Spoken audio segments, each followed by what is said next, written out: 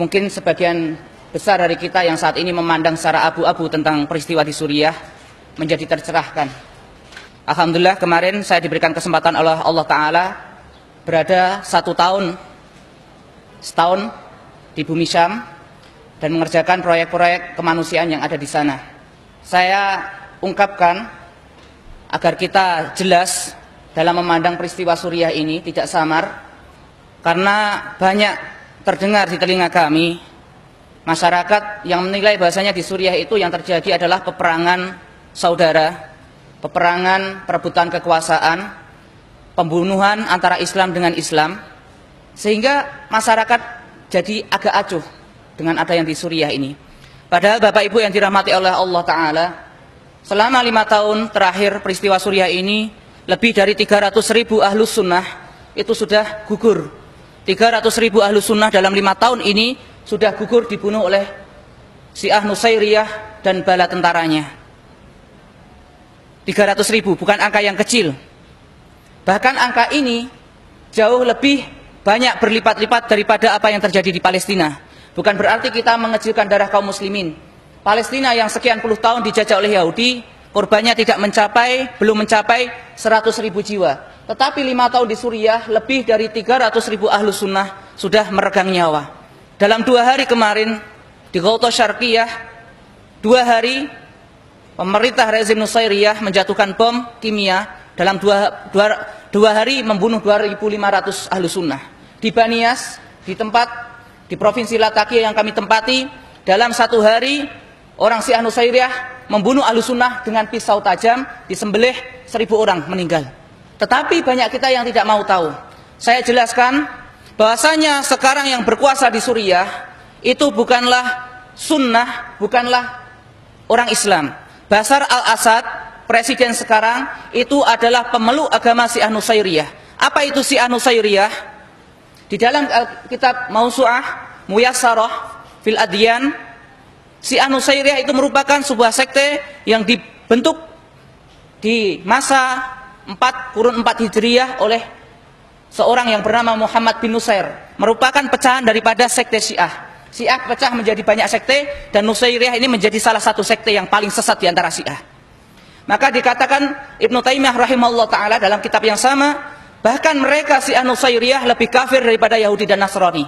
Karena mereka meyakini dalam akidahnya bahwasanya Allah itu adalah Ali dan Ali adalah Allah. Mereka tidak meyakini sholat, tidak meyakini zakat, tidak meyakini haji. Mereka punya syariat sendiri. Dan saat ini mereka lah yang berkuasa di Suriah. Dan sebelumnya Bapak Ibu yang dirahmati oleh Allah Ta'ala, peristiwa Suriah ini bukan hanya terjadi 5 tahun terakhir. Di awal tahun 80, bapaknya Bashar al-Assad, Hafiz al-Assad, laknatullah alaihi fi qabri, semoga Allah melaknatnya di dalam kuburnya, telah membantai ahlu sunnah dalam 1 bulan lebih dari 40.000 di Provinsi Hama. Kami alhamdulillah 3 tahun terakhir kami beroperasi di sana dengan teman-teman untuk melakukan kegiatan-kegiatan di sana. Kalau kita melihat sakit sekali di sana itu, bukan hanya disembelih, bukan hanya dirudal, bukan hanya diroket, bukan hanya ditembaki. Di Maldoya, saudara kita ribuan ahlus sunnah diblokade, bantuan satu pun tidak bisa masuk, sehingga anak-anak kita di sana dibuat mati secara perlahan, mati pelan-pelan dalam keadaan kelaparan. Sehingga kalau kemarin ada yang melihat anak kita makan kucing, maka ada yang makan apa? Rumput. Itulah yang terjadi. Makan rumput di sana. Seandainya ada, saya kasih lihat di sana. Sampai makan rumput di sana. Dan kita tidak mau tahu. Inilah Syam yang dijanjikan oleh Allah Ta'ala. Tempatnya, kalau kita insya Allah orang di sini kan sudah kenal ngaji, kan kenal sunnah.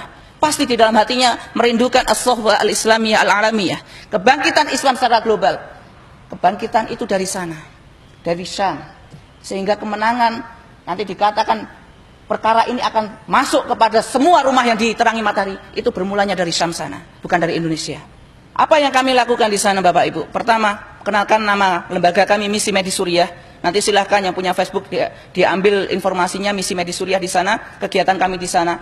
Pertama kali kami di sana adalah untuk ngurusi rumah sakit lapangan, mendatangkan dokter di sana. Karena banyak rakyat sipil mujahidin ini terluka. Kita buat rumah sakit lapangan. Tetapi ternyata dalam perjalanan waktu, bukan hanya orang sakit di sana masalahnya, orang kelaparan, orang kedinginan ketika winter, ketika musim dingin. Orang anak-anak putus sekolah. Akhirnya kita membuat program yang banyak di sana. Alhamdulillah hingga detik ini kurang lebih 30 miliar sudah kami salurkan di sana dari lembaga kami. Apa saja? Namanya misi medis. Sekarang kami membuat ma'had Quran, ma'had penghafal Quran yang pertama dari Indonesia untuk rakyat Suriah. Dan selama 1 tahun lebih kami telah membuka pabrik roti. 2 pabrik roti kami operasikan karena orang-orang kelaparan, tidak ada roti di sana. Waktu itu mereka mengatakan, ya akhi, kami kelaparan, bisa tidak kami dibantu? Kami bingung karena kami cuma ngurusi medis. Karena ongkos operasional sebulan itu $15.000. Sementara kami lembaga kecil. Saya katakan kepada pimpinan, gimana ini orang-orang sudah kelaparan ini, mujahidin kelaparan, orang sipil kelaparan. Bismillah. Akhirnya dengan izin Allah 1 tahun lebih kita memberi makan orang-orang di sana termasuk mujahidin. Kenapa? Masya Allah saya katakan dari dana para muhsinin yang dimakan oleh orang-orang yang ribat, orang yang jihad. Maka saya katakan, insya Allah saya katakan sebagaimana yang Rasulullah SAW sabdakan, man jahaza ghazian faqad ghaza. Siapapun orang yang membekali orang yang berjihad di jalan Allah, dia dicatat amalan jihad fisabilillah. Berat di sana. Orang dijauhkan dari din, orang dibunuhi. Bagaimana tidak Bapak Ibu? Ini saya katakan, saya malam itu saya menggendong seorang anak kecil, saya timang-timang. Saya timang-timang bermain itu ke tempat kita, saya timang-timang, saya ajak main. Paginya datang ke klinik kita dalam keadaan kepala terbelah, otak berhamburan karena terkena bom. Seorang anak kecil. Dilihat di depan mata saya. Hari ini saya rangkulan dengan seorang kawan di sana. Besok kepalanya sudah tembus terkena tembakan sniper di sana. Dan di sana dihujani bom. Seandainya tahu bom itu seperti apa, masjid ini 2 atau 3 lantai, 1 bom itu cukup untuk menghancurkan sampai ke basement, lantai bawah. Sementara waktu itu Ramadan, saya hitung dalam 1 bulan kurang lebih 650 bom dijatuhkan ke tempat kami. Di Halab, di kota Aleppo, 1 hari 100, kalikan 1 bulan 3000 bom. 1 bom menghancurkan 3 lantai sampai ke basement. Itu yang terjadi sampai saat ini. Dan mereka sekarang apa? Dibantu oleh kaum Majusi dari Syiah Iran. Syiah Irak datang, Syiah Yaman datang, Syiah Afghanistan datang, orang komunis datang, Amerika datang, semuanya membunuh Ahlus Syam. Dan kita di sini mengatakan tidak ada apa-apa terjadi di sana. Saya katakan, kenapa kita harus membantu? Saya berikan alasan, saya berikan cerita. Demi Allah, wahai ummahat, para bapak-bapak ataupun kakak-kakak di sini punya murid, ceritakan kepada mereka, kenapa kita harus membantu Ahlus Syam? Saya datang ke sebuah masjid. Waktu itu kita ingin membenahi sound system di sana. Dari balik masjid ada suara anak-anak mengaji. Anak-anak mengaji. Saya tanya sama seorang ikhwan di sana, Afan akhi itu siapa? Anak-anak sedang mengaji. Ikhwan ini kemudian menyambung cerita, ya akhi, antum tahu? Kamu tahu siapa yang ngajar anak-anak itu? Afan anak nggak tahu. Itu seorang ummahat, seorang ibu yang suaminya di awal medan jihad syahid. Dan kemarin baru saja anaknya usia 14 tahun berangkat ke medan jihad. Anaknya ini menginjak ranjau. Meledak ranjaunya, terburai badannya. Maka ketika datang seorang ikhwah datang kepada ibunya ini. Wahai ibunda, wahai bibi, ada berita untukmu. Berita apa? Anakmu di medan pertempuran menginjak ranjau dan meninggal. Ibu ini mengatakan apa? Seorang janda ini. Alhamdulillah Allah telah menerima anakku sebagai seorang syahid. Apakah tidak layak mereka dibantu Bapak Ibu? Hari itu kami dengan teman-teman, kami biasa ke kamp pengungsian. Ke kamp pengungsian untuk melakukan apa? Pengobatan kepada anak-anak di sana atau penghuni di sana. Waktu itu kami mendapat jadwal di perbatasan Turki, masih masuk Suriah. Namanya kamp itu ada kamp pengungsian Ummahatul Mukminin. Di mana yang tinggal di situ semuanya adalah janda syuhada. Semua suaminya itu syahid di medan jihad. Mereka tinggal di kamp-kamp pengungsian, keadaan lapar. Mereka kesehatannya udah kacau semuanya. Kami datang ke situ. Kalau kami datang, itu kita punya tim dokter masuk kan di kamp pengungsian, saya tidak masuk. Saya berada di luar. Saya berada di luar. Dan kebiasaan saya, kalau ke sana, saya bawa tas ransel paling besar itu, yang ukuran 15 kilo. Saya datang ke sana, saya penuhi itu semua dengan biskuit atau dengan kue. Karena anak-anak camp kan banyak sekali. Untuk sekedar menghibur mereka. Ketika datang saya kumpulkan, ayo anak-anak, ayo hal atfal, ta'alu huna. Ayo, kumpul sini sama paman. Paman ingin mendengar satu-satu dari kalian yang bisa menghafal Al-Quran, saya berikan biskuit ini. Yang bisa menghafal hadis satu, saya berikan biskuit ini. Mereka mulai hafalan surat ini, hafalan surat itu. Mereka saya berikan. Sebenarnya sih apa sih arti biskuit satu paling 2.000 di sini? Hanya bisa menyeka air mata mereka itu sesaat. Tapi paling tidak saya bisa melihat mereka tersenyum. Ayo yang bisa hafalan Quran ke sini. Mereka hafalan Quran, mereka hafalan hadis. Hari itu anak-anak kan sudah selesai, kita mau pulang. Saya kemas-kemas di mobil itu. Ketika saya kemas-kemas, datang 3 anak kecil perempuan. 3 anak kecil ini usia kelas 3 SD. Dia datang menghadap saya itu dalam keadaan menunduk-nunduk mukanya.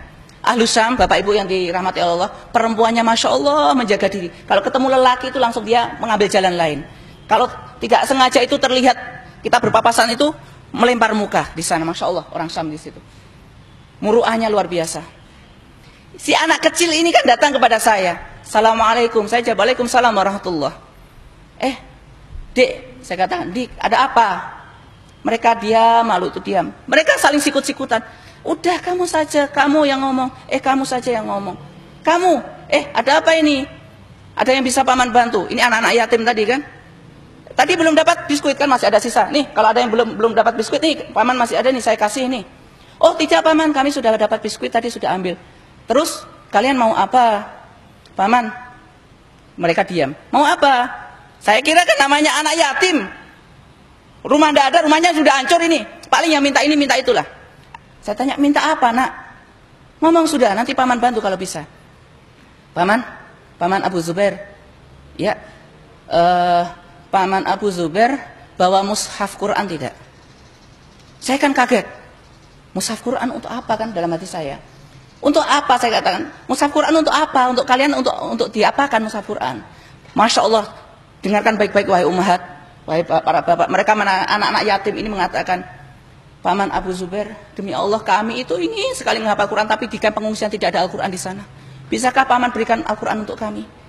Waktu itu saya sudah tergoncang hati saya, air mata sudah deras menetes, sudah hancur hati saya waktu itu. Betul-betul sudah. Seorang anak yang rumahnya hancur, ayahnya meninggal dalam keadaan susah, mengatakan di hadapan saya, Paman punya mushaf Quran tidak? Kami ingin menghafal Quran tapi tidak ada di kamp pengungsian. Saya katakan waktu saya menangis, saya katakan, demi Allah, tunggu sebentar. Paman hari ini tidak bawa, tapi insya Allah kalau kesini Paman bawakan untuk kalian. Saya pulang itu menangis, bukan menangisi mereka, demi Allah saya menangisi diri saya. Dan waktu itu saya menangisi apa yang saya tinggalkan di Indonesia. Anak-anak yang dilalaikan dilalaikan dari Al-Quran. Menangisi saya Indonesia dalam keadaan aman. Saya pulang sudah kalut pikiran saya. Saya balik sana lagi, saya bawa lagi itu biskuit 1 ransel. Saya bagikan qadarullah wa masya'a fa'ala. Saya lupa. Saya bagikan biskuit. Mereka datang lagi anak 3. Saya sudah rasa, aduh Masya Allah, anak lupa. Paman, Qurannya mana? Langsung gitu kan. Afan, Paman lupa Qurannya, nggak bawa. Waduh, mereka menangis tuh di hadapan saya. Paman itu kan kemarin sudah ada yang dibawakan mushaf. Kenapa sekarang tidak dibawa? Paman lupa. Insya Allah besok Paman bawakan. Akhirnya besok saya, walaupun tidak ada jadwal, saya menyengaja datang ke sana. Saya bawa Quran 1 ransel, bukan untuk 3 anak, tapi 1 ransel. Saya datang ke sana. Wah, Masya Allah, Paman Abu Zubair datang. Saya bawakan. Ya, kalau kemarin minta mushaf siapa? Mereka berbondong-bondong. Saya berikan mushaf. Masya Allah, wajahnya mereka bergembira. Dan tahu siapa yang paling bergembira? Saya. Bapak Ibu yang dirahmati Allah Ta'ala. Di sana anak itu menghafal Quran itu dalam taruhan nyawa, Bapak Ibu. Demi Allah dalam taruhan nyawa. Gak percaya?